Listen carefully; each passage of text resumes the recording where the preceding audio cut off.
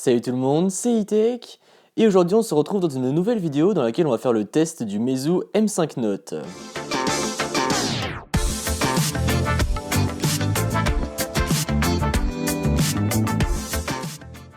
Donc Meizu, si jamais vous ne connaissez pas, c'est une marque chinoise qui fait des bons smartphones. Celui-ci vous pouvez le trouver entre 150 et 200 euros et vous allez voir que pour le prix il est pas mal. Donc ce Meizu, ce modèle-là en tout cas se situe plus dans tout ce qui est entrée de gamme, etc. Mais son design est vraiment très réussi. Donc on retrouve un design tout en aluminium, donc avec les deux bandes réseau pour pouvoir capter les différents réseaux. D'ailleurs ce smartphone est compatible avec la 4G, donc ça c'est plutôt un bon point. On retrouve également un appareil photo de 13 mégapixels, le flash ainsi que l'inscription de la marque Meizu. Sur le côté droit, on retrouve le bouton power ainsi que les boutons de volume.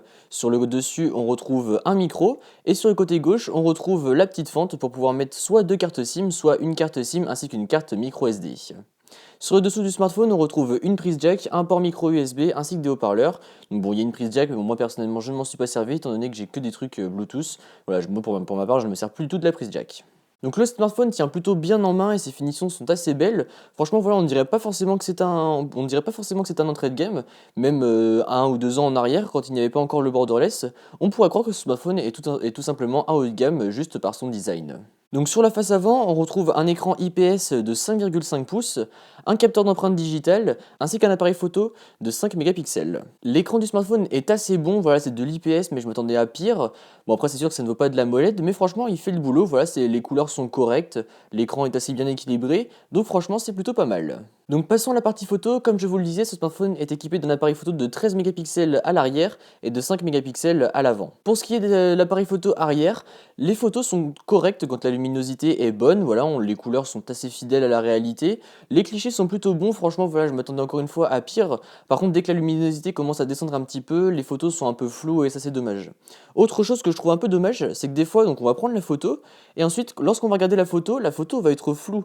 Donc ça c'est assez bizarre puisque du coup, quand on prend la photo, le sujet est net et quand on regarde la photo, ensuite sur le smartphone, la photo est floue. Donc ça c'est un petit peu bizarre et des fois c'est embêtant puisqu'on est obligé de refaire le cliché. Et pour peu que ce soit par exemple une photo, je ne sais pas moi, d'un animal et qu'après il bouge, bah du coup vous serez bien embêté parce que vous ne pourrez plus refaire le cliché. Donc ça c'est un peu dommage, bon après ça n'arrive pas très souvent, mais quand ça arrive c'est quand même bien embêtant. Après pour ce qui est de la caméra frontale, ça passe, mais après voilà, faut vraiment là aussi encore une fois avoir de la bonne luminosité, sinon les grains arrivent vraiment très très vite et c'est dommage, on aura des zones de flou autour du sujet, notamment du visage, etc. Et donc ça c'est vraiment dommage. Après, quand la luminosité est bonne, comme ici, voilà, les photos seront correctes, voilà, elles seront pas super bonnes, mais elles seront pas non plus inregardables. Donc voilà, les photos restent quand même correctes. Après, gardez en mémoire que c'est un smartphone qui vaut entre 150 et 200 euros. Donc voilà, c'est pour ça que pour le prix, on ne peut pas non plus trop lui en demander. En tout cas pour ce qui est de la partie photo. Par contre, la batterie de ce smartphone, ça c'est vraiment le gros point fort. Donc il possède une batterie de 4000 mAh, donc déjà voilà, c'est quand même une bonne grosse capacité. Et après, en utilisation intensive, vous pourrez largement tenir la journée. Voilà, peu importe les usages que vous avez, si vous avez une utilisation intensive, vous tiendrez largement la journée. Et si vous avez une utilisation normale, voire faible, vous tiendrez facilement 2 jours d'utilisation. Là, voilà, ça j'en suis sûr, j'ai pu le faire moi-même. Voilà, 2 jours d'utilisation en utilisation normale, parce que la batterie, c'est vraiment le gros point fort de ce smartphone. Après, par contre, si vous êtes en luminosité maximale, là, la batterie va descendre très rapidement. Mais donc après, dans des conditions dans des conditions normales, enfin je veux dire voilà, dans la journée, etc., vous n'êtes pas tout le temps en luminosité maximale, donc vous tiendrez sans problème la journée, voire 2 jours si jamais vous avez une utilisation pas trop intensive. Donc quant au processeur, on retrouve un Helio P10, donc voilà, là c'est un processeur que pas mal de marques chinoises utilisent, ou du moins même les smartphones entrée de gamme, ils utilisent pas mal ce processeur-là, et c'est cadencé à 4 Go de RAM, donc voilà, ça fait le boulot, franchement, encore une fois, pour le prix, ça va, il y a très peu de ralentissement, vous pouvez faire toutes les tâches de base, après pour les gros jeux, bon, ça sera un petit peu plus compliqué, mais franchement, ça, voilà, j'ai été assez surpris quand même, il y a vraiment très peu de ralentissement, et donc ça c'est vraiment un bon point pour ce smartphone. Donc il tourne sous Android 6.0 Marshmallow avec la surcouche FlymeOS ou FlymeOS, je ne sais pas trop comment ça se prononce. Pour ceux qui ne connaissent pas, FlymeOS c'est une surcouche qui est un peu à mi-chemin entre iOS et Android et qui est vraiment très axée sur la personnalisation. Moi pour ma part je ne connaissais pas du tout cette surcouche, voilà, ça faisait partie des surcouches que je n'avais pas testées et franchement j'ai été agréablement surpris, voilà, les icônes sont belles, il y a beaucoup d'outils de personnalisation et donc ça c'est vraiment cool. Par contre gros point négatif, il n'y a pas le Play Store et donc ça je sais que ça peut en freiner plus d'un. Voilà, vous avez une petite alternative qui est faite par Meizu, qui se nomme Hot Apps. Voilà, sinon après il faudra installer le Play Store via des tutoriels sur internet, donc pour installer les APK, installer les services Google, etc. Donc c'est pas infaisable, mais voilà, je sais que ça pourrait en freiner plus d'un. Comme je vous le disais également en début de vidéo, le smartphone possède un capteur d'empreinte digitale. Et ça aussi c'est plutôt un bon point du smartphone puisqu'il marche plutôt bien. Il n'est pas ce qu'il y a de plus rapide, mais il n'est pas non plus ce qu'il y a de plus lent. En plus les échecs sont vraiment moindres, enfin voilà, il y en a vraiment très très peu. Donc ça c'est vraiment un bon point. Et en plus vous pouvez faire pas mal de choses avec ce capteur d'empreinte digitale.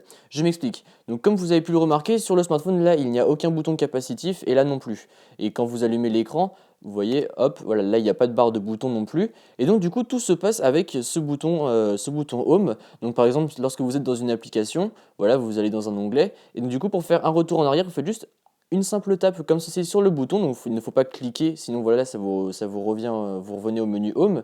Mais en faisant juste un simple tape, voilà, comme ça, et bien, ça vous fera l'équivalent du retour en arrière. Après, vous pouvez également rester appuyé sur le bouton. Donc là, cette fois-ci, il faut actuellement cliquer. Et comme ça éteindra le smartphone. Donc ça, c'est vraiment des gestes que je trouve vraiment super cool. Voilà, comme ceci. Je trouve ça vraiment super cool. Et c'était quelque chose que j'avais personnellement jamais vu sur un smartphone jusqu'à maintenant. Et je trouve que voilà, c'est vraiment, c'est plutôt un bon point. Par contre, pour ce qui est du multitâche, ça ne se passe pas avec le bouton Home. Il faut tout simplement faire un slide vers le haut depuis le dock. Et après, voilà, vous aurez accès à tout votre multitâche. Mais ça ne se passe pas avec le bouton.